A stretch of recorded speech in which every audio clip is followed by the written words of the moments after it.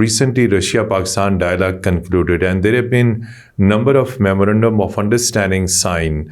So what is the total volume of these MOUs? A number of agreements were signed in the visit on export on agriculture, on transportation, on energy. They have also offered to help us in building new dams in Pakistan. So that's the kind of things that they're offering to Pakistan. How would Pakistan like to balance its relations with Washington at the same time keen to promote ties with Moscow, because Washington has different reservations about those countries who are having deeper cooperation with Russia? I don't see any contradiction in having a relationship with both countries which are adversaries at the same time. I think so it's a matter of time that these two countries will be able to resolve their differences.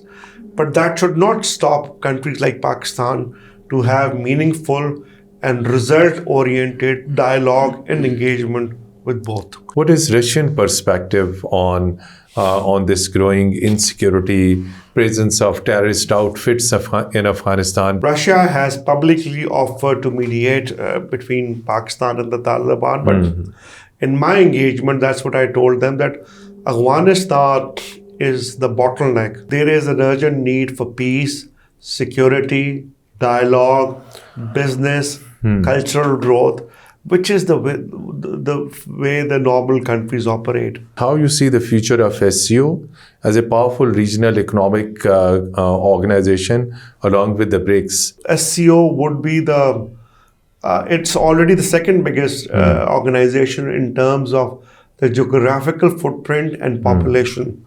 So it has a great future.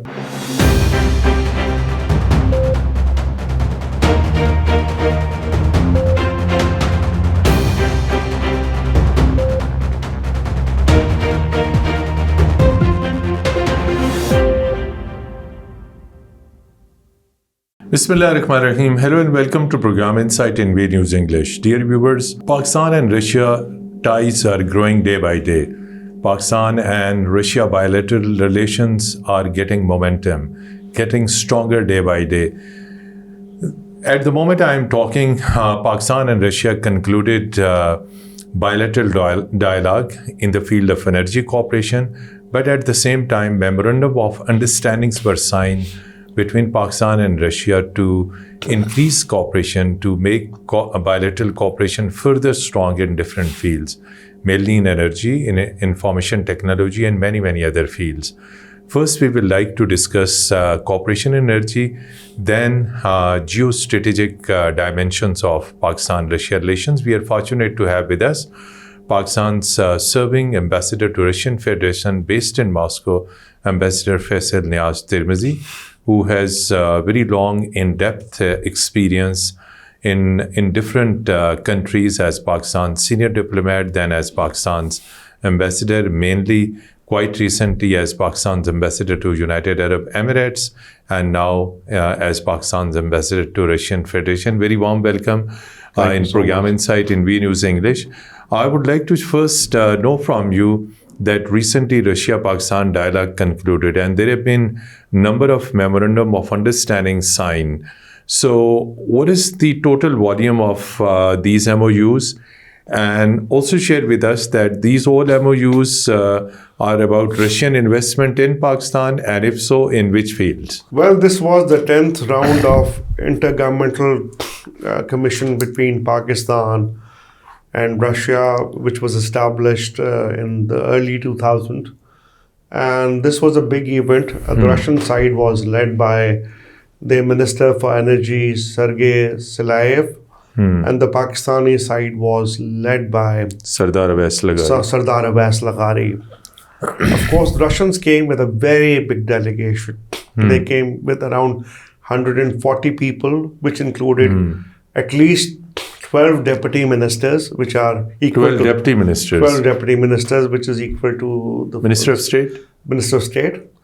And of course, a number of heads of different organizations, a business delegation of private sector businessmen from the Russian Federation, as well as a cultural troupe.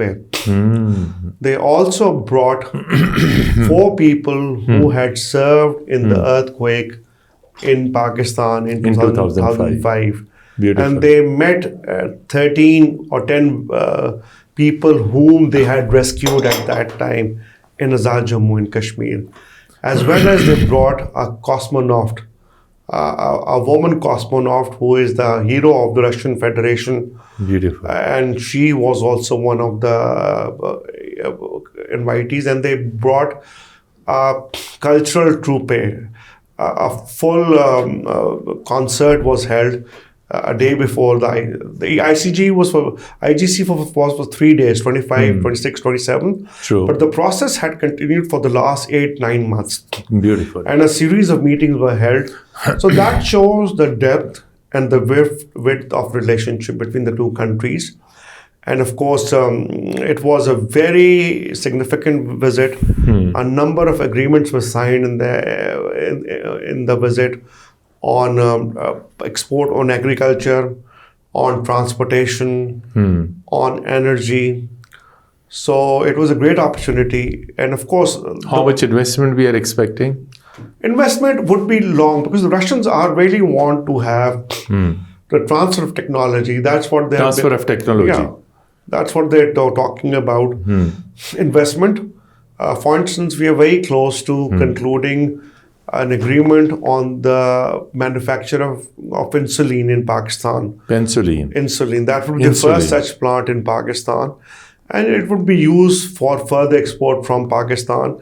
And they've also offered... And when it is going to set up? Pretty soon. Pretty soon? Yeah. With the all Russian investment? It is basically a private sector-led investment. True. But the technology would be Russian. And of course... B2B investment. So that would be a significant step. Secondly, they're also proposing to set up a GLP-1 manufacturing facility as well in Pakistan. Which is the new modern drug to fight diabetes, because Pakistan has the highest number of diabetes patients in the world. So that we have also reached an understanding to send the first cargo train from Russia to Pakistan by road. It will come through railway. All the way from Russia via Caucasia, Iran, Pakistan. Beautiful. All the way through railway track. All the way through railway track. That would be a significant development. And of course, Russia also is working on the North-South connection, integrating Russian economy with that of Pakistan through Central Asia. And then there are, of course, talks of setting up, revamping and the setting up of the steel mills in Karachi. That's what I was going to ask. So what is the future of this Pakistan steel mill, which is a great gift from Russia? That's what I tell everyone, that the work on steel mills had started in the 70s. Exactly. And in between the steel mills, the Soviet forces invaded Afghanistan.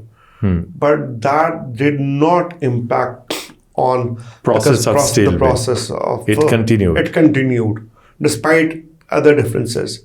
So that's what they want to do. They want to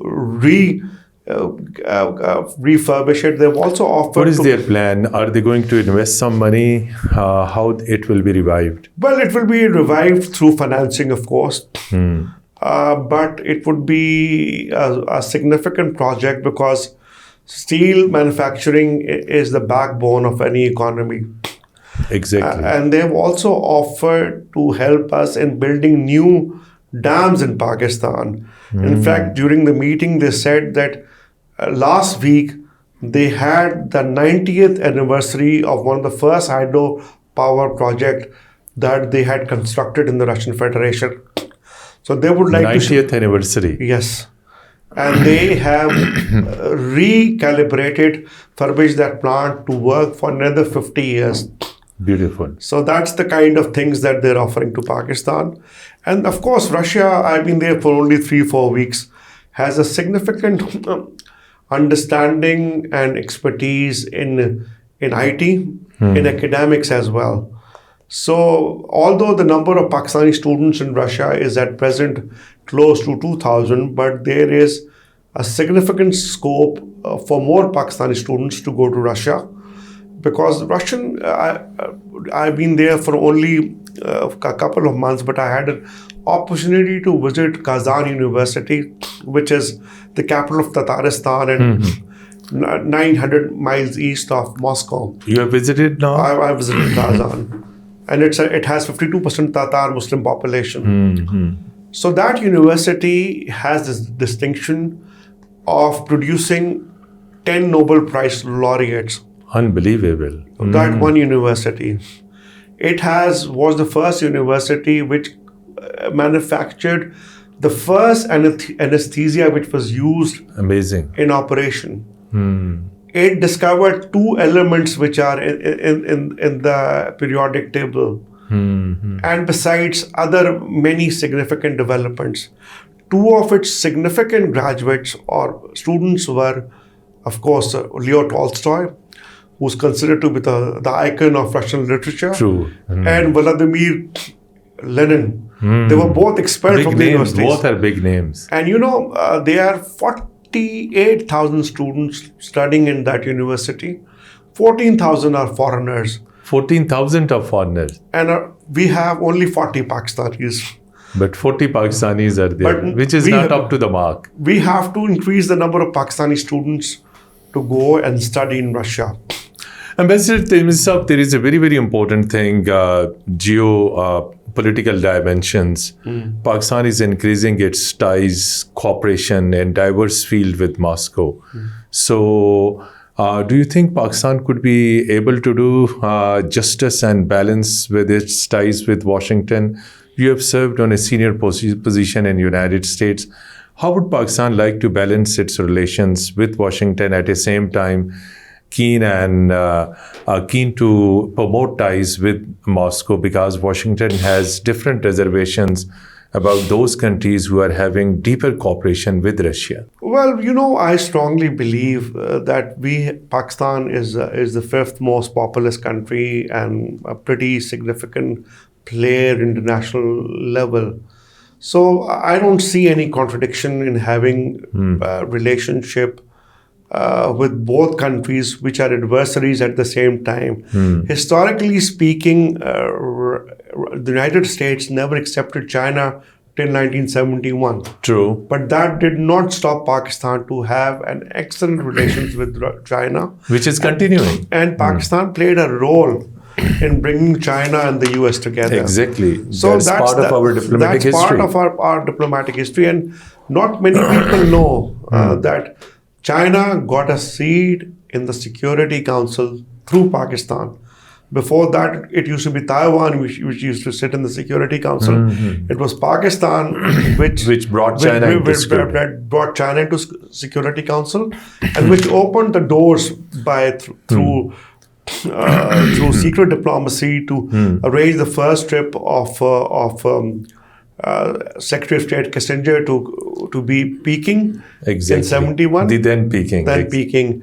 And that's what I say, historically speaking, when President Nixon stepped down in Peking, the first, while shaking hands, Premier Zhou Enlai told him, never forget the bridges you crossed. Wonderful. So that's the strength of Pakistan, that while we can have good relationship with all the countries, and we are... And Washington won't have any objection.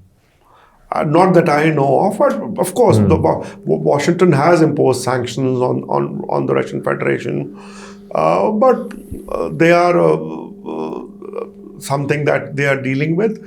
But both the US and the Russian Federation are two big countries. They've both been superpowers. Exactly. And I think so it's a matter of time that these two countries will be able to resolve their differences. But that should not stop countries like Pakistan to have meaningful and result-oriented dialogue and engagement with both. Ambassador Faisal Tirmizi, the moment you are visiting Islamabad, over last many weeks, almost 2-3 months, Pakistan confronted with a huge challenge of security and terrorism. Terrorism emanating from Afghanistan soil. And weeks before, there was a Moscow format meeting, in which the acting Afghan foreign minister promised that Afghan territory will not be used for terrorism against any country. Then on 20th of August, we have seen Chinese, Afghan and Pakistani foreign ministers meeting in Kabul.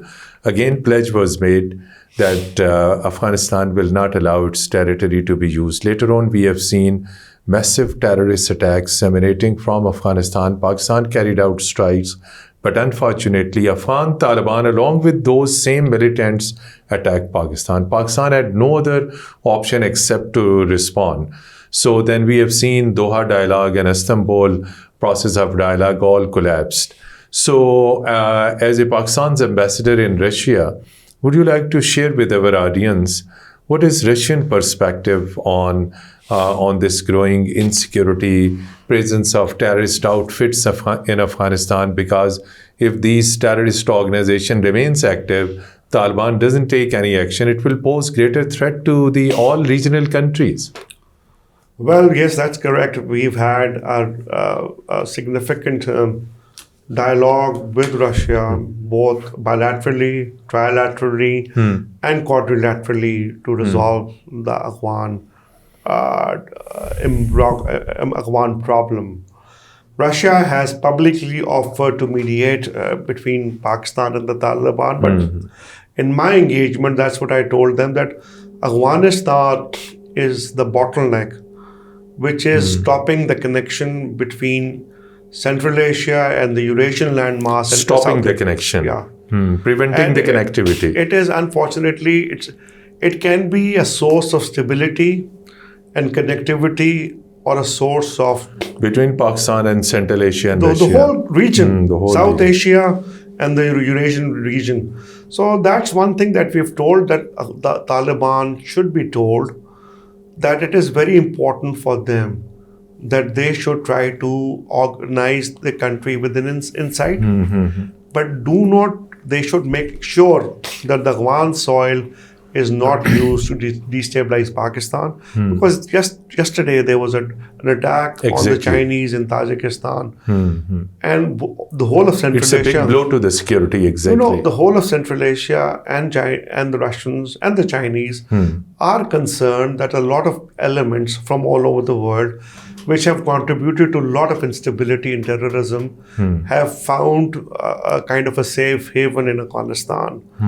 And of course, then there are issues within the Afghan society. I don't want to comment on that. But in today's world, either you have to be part of the world, or you have to stay out of the world. True. The other day I was reading an article that now Afghans are facing a huge challenge to get female doctors and nurses to cater to their needs. So that's something that they have to offer for. And Russia is engaged with them. And they're unable to sell their products to Pakistan. So at the same time, they are not giving any assurance for taking a firm action against militants, but wanted to open trade. So Pakistan cannot do trade at the cost of its security and people. Security is fundamental. And that's what I thought, that Afghans, the world is engaged with them, and so are the Russians, and so are other countries. They want the Taliban to realize that after 45 years of conflict in Afghanistan, there is an urgent need for peace, security, dialogue, business, cultural growth, which is the way the normal countries operate. So the Russians are in touch with us regularly, as are other partners globally. And I hope the Taliban regime will realize that they, by promoting such elements who have been a source of conflict and terrorism across the world, they're only damaging themselves, besides the whole region. I would like to seek your comment. Next year, Pakistan will be hosting SCO Summit. And when we talk of summit, of course, it is the participation at the president level. So we are expecting that Russian president will definitely come and attend SCO Summit in 2026 to be hosted by Islamabad. So how you see in 2026, if the visit by the Russian president takes place to Pakistan, mainly for SCO, And connected to this, how you see the future of SCO as a powerful regional economic organization along with the BRICS, at the same time keeping in mind the reservations of Washington? Well, Pakistan will be assuming the chair of SCO next year Exactly. in Bishkek. And for the next 1 year, Pakistan will chair it, and we'll host the summit in September 2027. 2027 Yes. or 26? 26, the summit will be in Bishkek, and then the chair will be handed over to Pakistan in Okay. Bishkek. So that would be a significant event. But unlike BRICS, which do not have the geographical contiguity, SCO is geographically contiguous space True. where all countries share More a brighter common feature of growing and cooperation. and it has a longer history. And it initially started as a security, but now it has gone into development, Tourism, education, tourism, IT, everything. everything. So I believe that SCO would be it's already the second biggest organization in terms of the geographical footprint and population. So it has a great future. And I think so it should not be of concern to anyone, because if the region wants to trade with each other and have tourism with each other and address their genuine security concern, it should not be of any reason of concern to any other country. So that would be a great opportunity for Pakistan. And of course, not only President Putin, but all the 10, 12, 11, 12 countries of SCO will visit Pakistan. And that would be a great opportunity for Pakistan to project its potential, its culture, its hospitality, and to be a part of this great undertaking, which is still in a growing stage. But I believe that SCO is one organization which will have a defining impact on global politics in years to come. How these all things that you have just talked about, Pakistan's culture, soft image, similarly, when Russia was Soviet Union, there used to be an information and culture center of Russia in Islamabad. How this, since that there is another generation that grew up in Pakistan, so how both countries can promote tourism and their soft image, I mean culture, art, we have already said there was a trophy over here. So how this culture, tourism in both countries could be promoted along with people-to-people contact? That's what we are really working on, and we're working to facilitate the travel of normal businesses and tourism from both countries. We have already eased the travel of Russians, businesses and tourists from Pakistani visa for Russians have been relaxed? It's much more relaxed, and we are asking, and Russians are also likely to do so. Yesterday, a Pakistani film got an award in Moscow because in the Russian society, art, music, film, Is top theater, priority. it is Their soul. It is in their soul. When you go to Russia, that's what you realize, that they worship their artists. But that is not known in Pakistan exactly. That is not known in Pakistan. And they have a great appreciation for top quality art. So that's one thing that I will be really working on to promoting Pakistani art, music, culture, film, cuisine in Russia. And I will hope the Russian side will do so in Pakistan. During the International Intergovernmental Commission meeting, 146 Russians had traveled to Pakistan. It's a very big And number here. and I talked to all of them. Most of them had visited Pakistan for the first time. And they were so And mesmerized. they were spellbound. They thought that they never expected, because they thought, oh, this is such a lovely country. Beautiful. The people are so Seeing open. is believing. Seeing is believing. And that's what I believe, that this world has seen so much of war, conflict and famine. Exactly. It's more time that we It should... prevented people from meeting, People have to connectivity. meet, and cultures have to meet. Exactly. Artists have to meet to bring on more harmony and growth and prosperity. As I told you, 4 of those people who had come to Pakistan during the 2005 earthquake, they met 12 of the survivors. Almost And after 5 years. After 20 years. 20 years, And exactly. it was such a touching moment that one of the survivors... Reunion, exactly. So, that's the human touch. And that's what we are focusing on, this relationship. And that's what the world needs at present. We need a more human touch, more humanity, more empathy to appreciate, understand each other. One strategic question. When Pakistan's ambassador in UAE, you have witnessed the great war between Pakistan and India, Marka-e-Haq, with the blessing of Allah Almighty. Pakistan won it. Not only that war, Pakistan's narrative also got global endorsement and validity, whatever India has been doing. So, keeping in mind this thing, how Pakistan is viewed in Moscow as a country, as a source of stability, as a country which is victim of terrorism. So how Pakistan's overall image in Russia? Frankly, I've been whosoever I have met, I have received a lot of warmth and desire and respect. Beautiful. And respect. That's For something Pakistan. for Pakistan. And that's what they say, that this is a great opportunity. Pakistan is a great country, although 1/18th the size of Russia, because Pakistan is 800,000 kilometers and Russia is 17 million square kilometers with 17 million square kilometers. with 11 time zones. Big difference. But they have a population of 150 million and we have a population of 200 million plus. 240 million. So there's a desire and a respect. And some of the Pakistani artists and poets are still well known in Russia. So there's an appreciation for Pakistani artists. Allama Iqbal's poetry, Faiz Ahmed Faiz. Manto is very popular.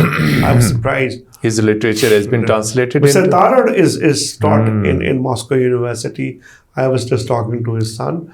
So there's a lot of desire in Russia to explore Pakistan. Similarly, Russian authors are very well known in Pakistan, be it Leo Tolstoy, Dostoevsky, Pushkin. They are big solid hits and they are big names in Pakistan.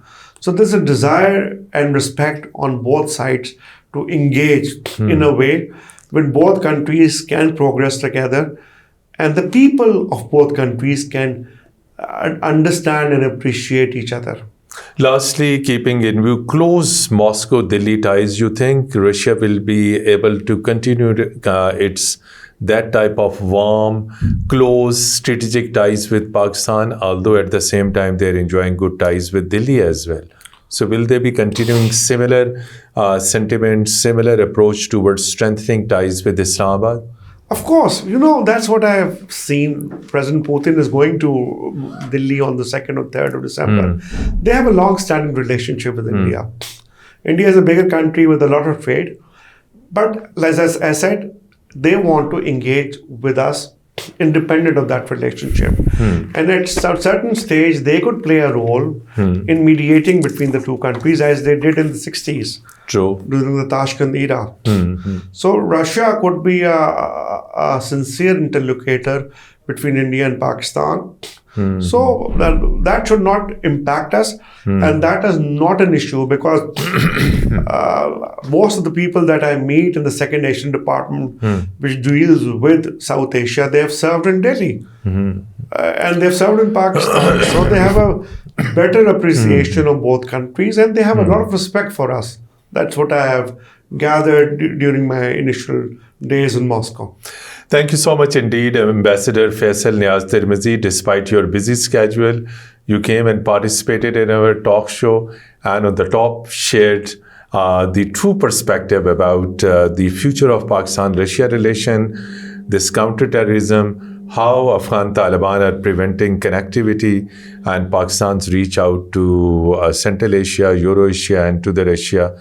And your takeaway is that they must realize that the future peace, prosperity lies in security and stability and countering terrorism, not promoting terrorism against Pakistan. Pakistan as a very bright future and bright prospects of reaching out to the landlocked countries of Central Asia. Thank you once again, dear viewers. Till our next program, goodbye and Khuda Hafiz.